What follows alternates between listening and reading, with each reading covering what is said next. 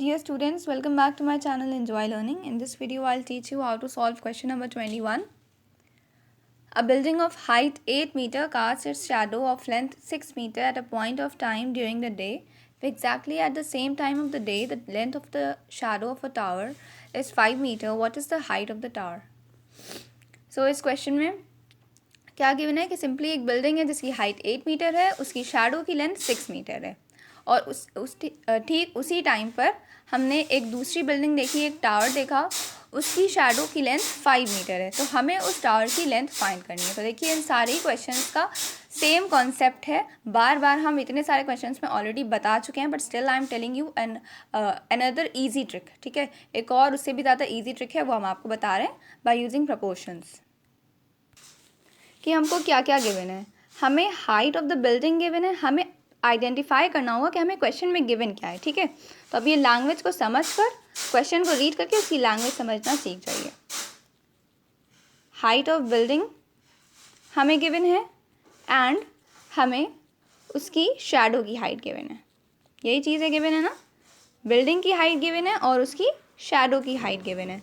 So simply हम लोग को क्या करना होता है कि क्वेश्चन में हमें जो दो चीज़ें गिवन हैं हमें उनकी पोजीशन को फिक्स कर लेना होता है। कि जैसे हम बिल्डिंग की हाइट को न्यूमरेटर में लिखेंगे और शैडो की हाइट को डिनोमिनेटर में लिखेंगे, like this, height of building upon height of shadow. So आप लोग को दोनों जो चीज़ हमें गिवन है और जो चीज़ फाइंड करनी है उससे हम लोग 2 फ्रैक्शंस बना लेंगे और फिर उनको इक्वेट कर देंगे। सो देखिए फर्स्ट केस में आपको बिल्डिंग की हाइट भी गिवन है और शैडो की भी हाइट गिवन है। बिल्डिंग की हाइट है 8 मीटर और शैडो की जो लेंथ है वो 6 मीटर है। So simply 8 metre upon 6 metre, ये हमारा फर्स्ट फ्रैक्शन हो गया। एंड देन सेकेंड फ्रैक्शन बनाएंगे, जो चीज़ हमें फाइंड करनी है वहाँ से। बस इस चीज़ का ध्यान रखना है कि न्यूमरेटर में जो भी बिल्डिंग है आपकी उसकी आपको हाइट रखनी है और डिनोमिनेटर में उसकी शैडो की लेंथ रखनी है। ठीक है, तो सेकेंड पार्ट में हम लोग को सिर्फ टावर की शैडो की लेंथ गिवन है 5 मीटर, बट हमें टावर की हाइट नहीं गिवन है, वो हमें फाइंड करनी है। सो हम लोग स्टार्टिंग में ही ये अज्यूम कर लेंगे कि late the height of the tower, जो चीज़ हमें नहीं पता होती है उसे हम लोग क्या लेट करते हैं, एक्स लेट करते हैं। So let the height of the tower be x. So अब जो हमारा नेक्स्ट फ्रैक्शन है वो क्या हो जाएगा, सिंपली एक्स अपॉन 5 है ना, टावर की हाइट अपॉन उसकी शैडो की लेंथ। सो क्या हो गया, x अपॉन 5, और सिंपली आपको क्या कर देना है, इन दोनों को इक्वेट कर देना है। ठीक है, x मीटर अपॉन 5 मीटर। अब आपको x की वैल्यू तो फाइंड आउट करनी आती है ना यहाँ से। अगर x न्यूमरेटर में है तो सिंपली डिनोमिनेटर में जो भी नंबर है उसको हमें दूसरी साइड पे भेजना होगा, और अगर x डिनोमिनेटर में है तो भी हम आपको बता चुके हैं कि अगर x डिनोमिनेटर में है तो सबसे पहले हम रेसिप्रोकल करते हैं दोनों फ्रैक्शंस का। So 8 into 5 upon 6 equal to x आपको मिल जाएगा। नाउ 2 3 ज़ा 6, 2 4 ज़ा 8, और फर्दर कैंसिल नहीं हो सकता है। सो 4 5 ज़ा 20 upon 3। So x is equal to क्या आ गया है आपके पास, 20 upon 3 metre. So in this way आपने अपने टावर की हाइट फाइंड कर ली। अब सेम यही कॉन्सेप्ट सारे क्वेश्चंस में अप्लाई करना है।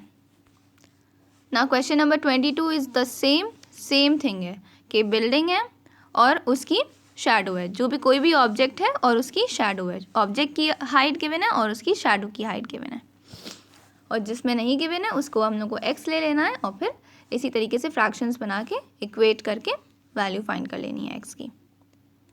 देन 23rd क्वेश्चन, ये सारे क्वेश्चंस में बस यही आपको यूज़ करना है कि जो भी दो चीज़ें गिवन है उनको आप एक कोई भी पोजीशन असाइन कर सकती हैं कि एक चीज़ को आपने न्यूमरेटर में पुट करना है और दूसरी चीज़ को डिनोमिनेटर में पुट करना है। इस तरह से आपको 2 फ्रैक्शंस बना लेना है और इनको इक्वेट कर देना है। तो आपके पास 3 नंबर्स पता होंगे और एक चौथा वाला x होगा, तो वो फाइंड आउट हो जाएगा। 23rd क्वेश्चन में भी the scale of a map is 2 centimetre is equal to 100 kilometre. What is the actual distance between any 2 places in kilometre if they are 10 centimetre apart in the map. So यहाँ पे भी देखिए बहुत simple and easy है। कौन सी दो चीज़ें हैं जो हमें गिवन है, हमें सेंटीमीटर और किलोमीटर में गिवन है कि अगर 2 सेंटीमीटर किसके इक्वल है, 100 किलोमीटर के इक्वल है, तो आपको फाइंड करना है कि 10 सेंटीमीटर किसके इक्वल होगा, है ना। 2 सेंटीमीटर अगर मैप पे डिस्टेंस है तो और उसका मीनिंग एक्चुअल में क्या है, 100 किलोमीटर है। तो ये हमसे पूछ रहे हैं कि अगर मैप में हमारे पास 2 चीज़ें हैं, 2 प्लेसेस हैं जो कि 10 सेंटीमीटर अपार्ट दिखा रहा है मैप में, तो वो एक्चुअल में उनके बीच में कितने किलोमीटर का डिस्टेंस है। सो सिंपली यहाँ पे भी आपको फ्रैक्शन बनाना है कि न्यूमरेटर में हम जो चीज़ें सेंटीमीटर में गिवन है उन्हें पुट कर देंगे और डिनोमिनेटर में जो चीज़ें किलोमीटर में गिवन है उनको पुट कर देंगे। सो सेंटीमीटर 2 सेंटीमीटर था अपॉन, ठीक है, इस चीज़ को याद रखना है कि सेंटीमीटर ऊपर रखेंगे, किलोमीटर नीचे रखेंगे। आप उल्टा भी कर सकती हैं कि kilometre upon centimetre, it's up to you. दोनों तरह से आपका आंसर करेक्ट आने वाला है। देन जो सेकंड पार्ट है उसमें गिवन है कि 10 सेंटीमीटर और आपको एक्चुअल डिस्टेंस फाइंड करना है, मतलब किलोमीटर वाला आपको फाइंड करना है। तो किलोमीटर जो एक्चुअल डिस्टेंस है उसको हम क्या ले लेंगे, let the actual distance be x, write it down. So 10 centimetre